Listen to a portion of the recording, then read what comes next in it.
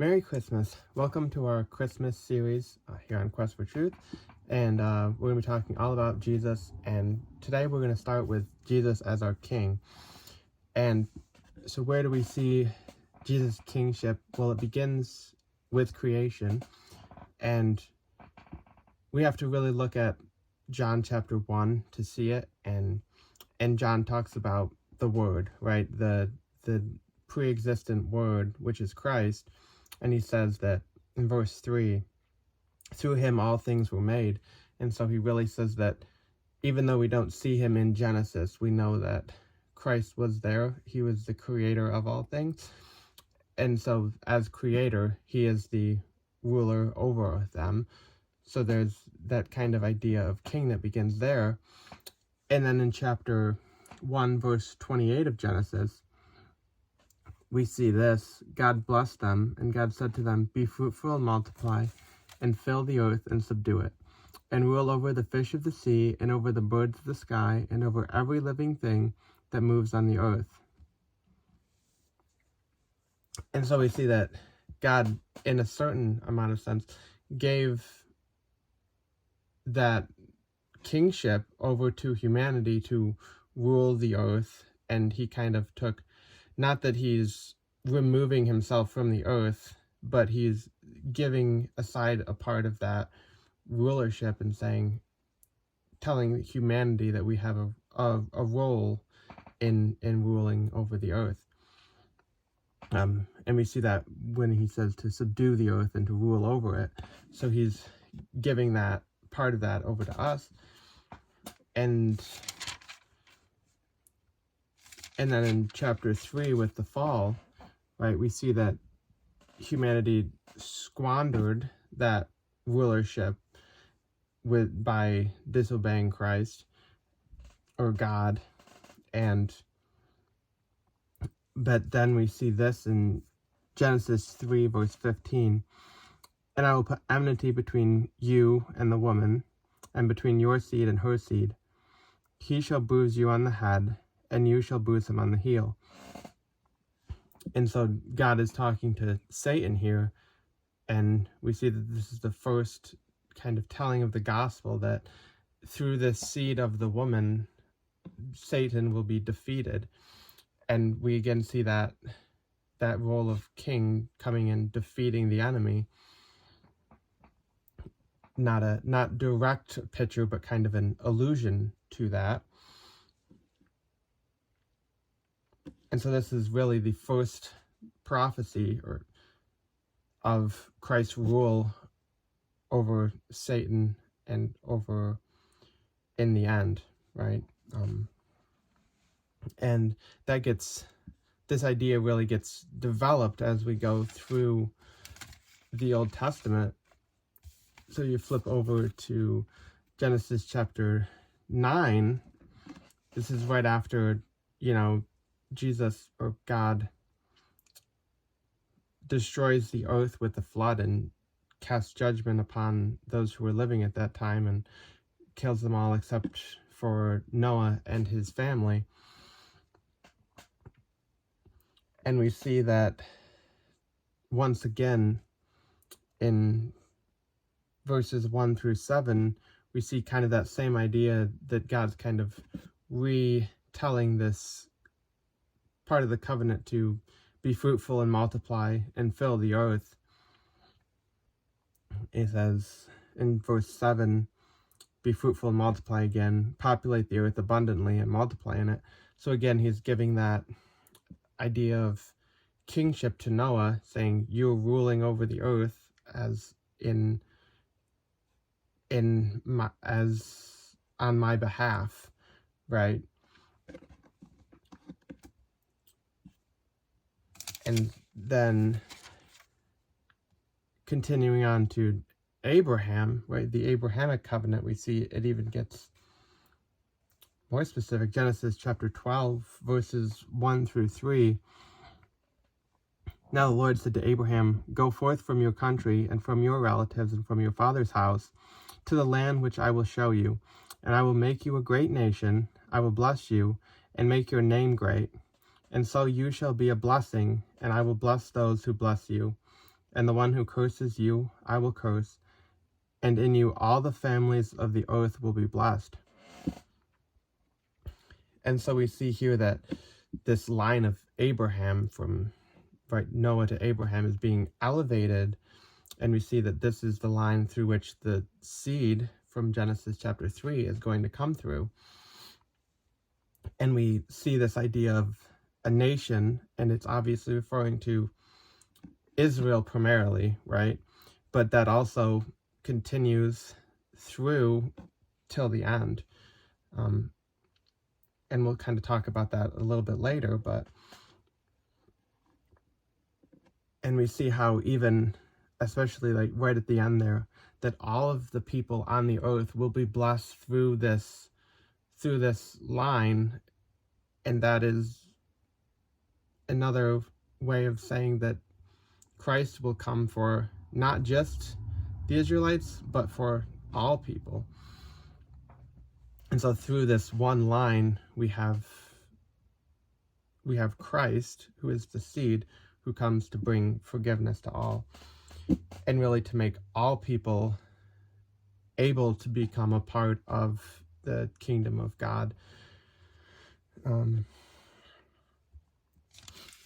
which is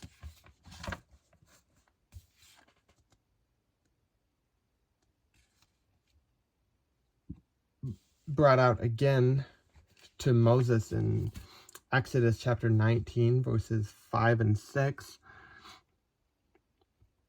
Now then, if you will indeed obey my voice and keep my covenant, then you shall be my own possession among all the peoples. For all the earth is mine, and you shall be to me a kingdom of priests and a holy nation. These are the words that you shall speak to the sons of Israel. And really highlighted here is the idea of if you obey me. And so he's kind of he's differentiating Israel. He chose them, but then he's saying, if you obey me, then you will be a part of my covenant. And so we kind of again see part of that continuing through into the New Testament, but it's the idea of you don't have to be ruled by Christ if you choose not to. And we again see these ideas of the kingdom of priests, the holy nation, that where God is saying that he is the king over the world, yet he chooses to allow a certain amount of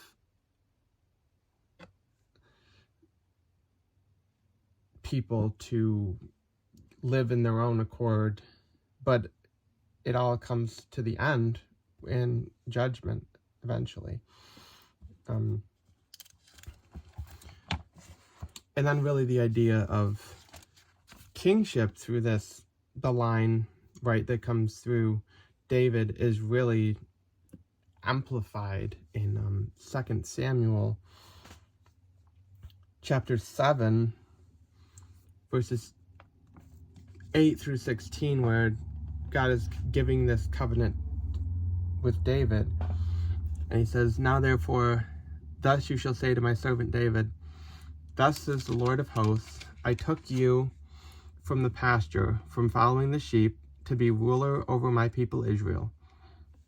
I have been with you wherever you have gone, and have cut off all your enemies from before you. And I will make you a great name, like the names of the great men who are on the earth. I will also appoint a place for my people Israel, and will plant them, that they may live in their own place, and not be disturbed again. Nor will the wicked afflict them any more as formerly, even from the day that I commanded judges to be over my people Israel. And I will give you rest from all of your enemies. The Lord also declares to you that the Lord will make a house for you. When the days are complete, and you lie down with your fathers, I will raise up your descendants after you, who will come forth from you, and I will establish his kingdom.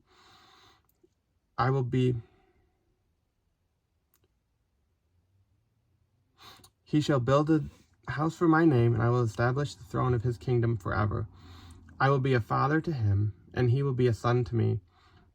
When he commits iniquity, I will correct him with the rod of men, and the strokes of the sons of men. But my loving kindness shall not depart from him. As I took it away from Saul, whom I removed from before you, your house and your kingdom shall endure before me forever. Your throne shall be established forever. And so we see again and again the word forever being here. Obviously that's not referring to the current, or the, David's son Solomon, and through that line, well, they don't rule currently in Israel.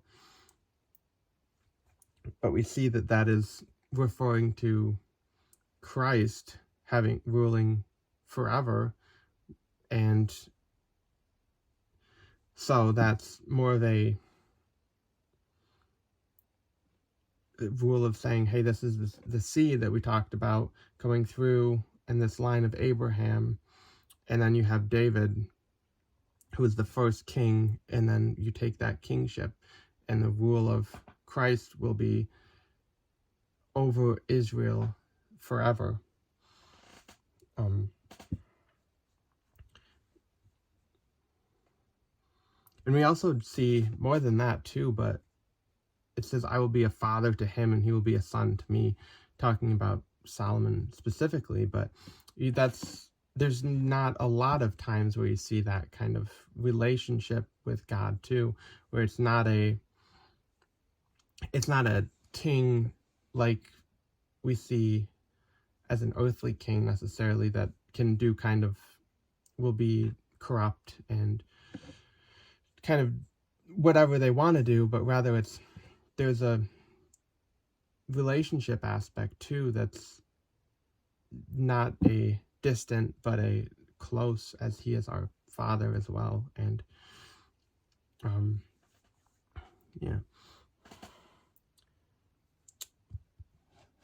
and so there's many moving along. There are numerous prophecies also that give us more information about Christ as king. Isaiah 9 verses 6 and 7, which is a common Christmas passage, even though really very little of it is about the first coming. But it says, for a child will be born to us, a son will be given to us, and the government will rest on his shoulders, and his name will be called Wonderful Counselor, Mighty God, Everlasting Father, Prince of Peace. There will be no end to the increase of his government or of peace, on the throne of David and over his kingdom, to establish it and to uphold it with justice and righteousness. From then on and forevermore, the zeal of the Lord of hosts will accomplish this. And so we see that only really the first little bit of this, that the child has been born, is the only part that's been fulfilled at this point. That Christ came first time, but he didn't come as a king, right? And we'll see. He came as a servant, but he will return again, and he will have this eternal kingdom that will be peaceful, especially, and it really dictates that. And I think that's one of the things that we get from prophecy, is knowing that this kingdom will be a peaceful time. And we obviously don't live in a time of peace, but looking ahead to that kingdom of when there will be justice and righteousness and peace, it brings comfort in a sense, because we can see that it's, it won't always be the way that it is now.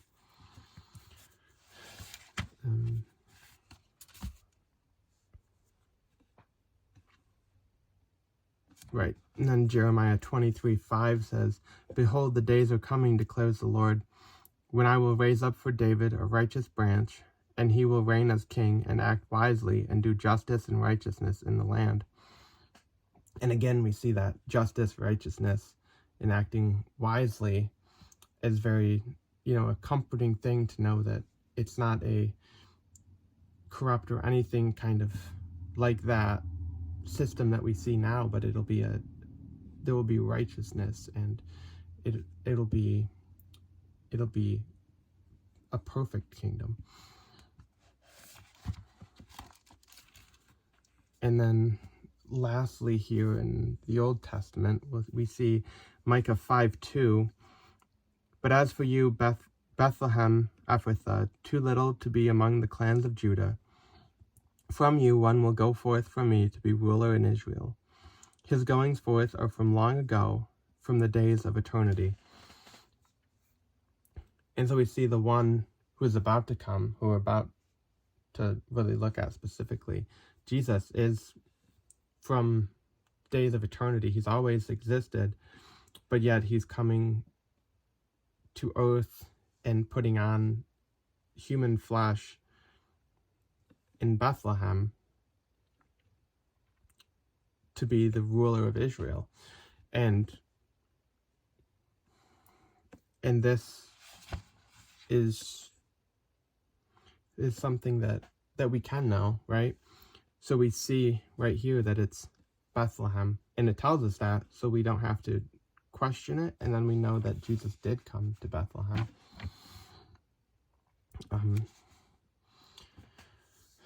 And so moving into the New Testament, kind of see the reason that Matthew is the first gospel in the line of gospels is because it really speaks to the Old Testament's look for, right? It builds up this idea of the seed, the Messiah, the king. And right in the beginning of Matthew, chapter 1, verse 1 says, the record of the genealogy of Jesus, the Messiah, the son of David, the son of Abraham.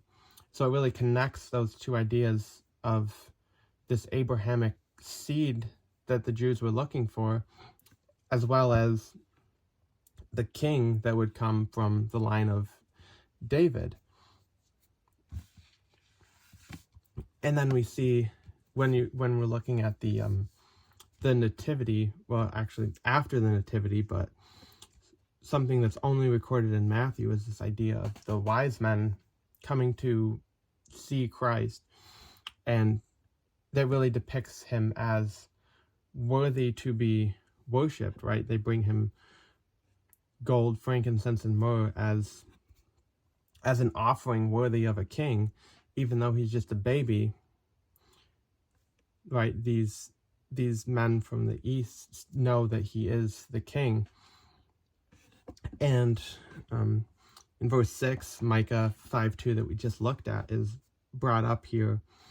And so, because the wise men go to the palace, right, looking for a king, but yet the Jews, the chief priests and the scribes say from this verse in Micah of, no, you're going to have to look in Bethlehem. And so they go to Bethlehem and they find him and they give him the gold, the frankincense, and the myrrh and worship him.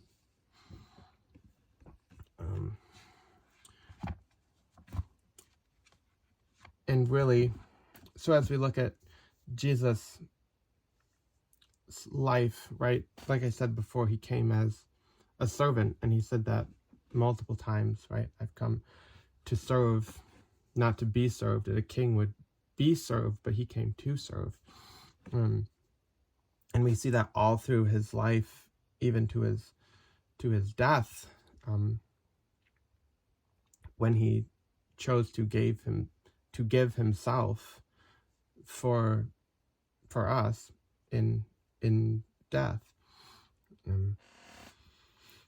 But then we also see his kingship in his resurrection. We see his victory over sin and death, and that's how we know that he is the true king, right?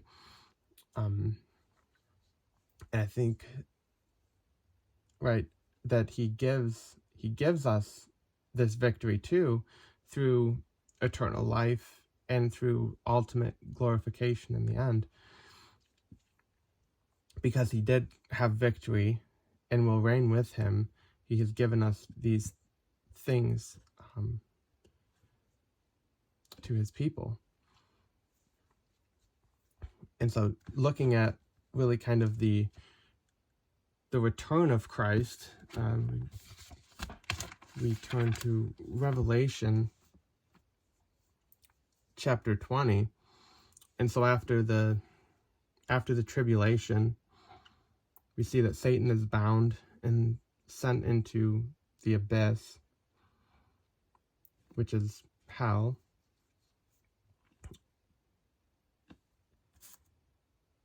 And we see that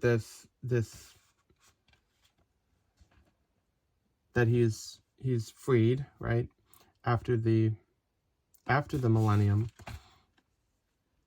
And then in verse 11 through 15, we see this idea of judgment being cast upon both Satan and the people. And so, but we've seen through all of that, we've seen Christ is king, and he's really, at this end, he's kind of taken that fully upon himself again as he comes down to earth in the second coming. And his judgment, we know of his kingdom that it's righteous and pure. Well, his judgment is also righteous, and he is the only one that is capable of a righteous judgment. And then after the judgment of all evil, right, he makes all things new. And really what that means is that he reorders everything into perfection in his kingdom. And so he kind of resets all of the things that were wrong about the earth, right, and about us, and he makes us, through glorification, he makes us and the earth and everything perfect, and brings heaven down to earth so that we are once again have a more close and more pure relationship with him. And then we will also reign with him too, so that the idea of our stewardship that we have now gets brought into a more perfect stewardship, really, as he is the king and we will reign alongside of him. And so there's really a few takeaways here that I have ultimately. And that's, one, Christ is worthy of worship and obedience, as he is our king, even though he's not the king of this world. Satan is the king of this world, but he is the king of the church, and he is the head of the church. And so he should be king of our lives personally. And so that means that we should obey him and worship him. But two, we have the assurance that all that he has said will come to pass, that this kingdom that we look forward to will come, and we don't have to be, anxious about that, but that we know that all evil will be judged and righteousness will win in the end. But it's not just about the end, though, too. We follow a righteous God who is present in the world currently and even in our lives. He does care about everything that happens in our lives. He's not absent, and so we can know that he intercedes for us, and he is here with us, and he has gone through what we have. He's lived on this earth in a fleshly body, and so he does walk alongside us. But also that we have a role to play as well.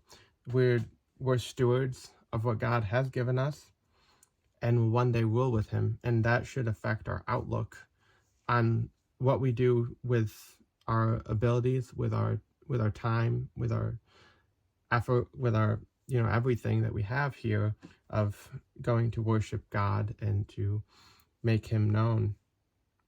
But really, I think ultimately it comes down to that we're stewards of his name. We're called Christians because of Christ. And I think that we should take that very seriously as we are viewed as a lot of the ways in which people see us as Christ, in a sense. And so we may be the only messenger of Christ that someone will see. And so we should be seeking to better represent his name and to glorify his name through all that we think, say, and do. And yeah, so that's a look at Christ, his kingship, and his rule in throughout history, in our lives, throughout till the end and through eternity. And as Christ came the first time, he came as a servant, but he really was the king, and he is the king, and we'll see that throughout the scriptures. And so so I hope that this has been something to make you think a little bit deeper about Christmas, not just that Christ came, as a baby, but to think actually why he came and how his coming actually plays into history throughout the Bible. And thanks for watching. I'll see you next week.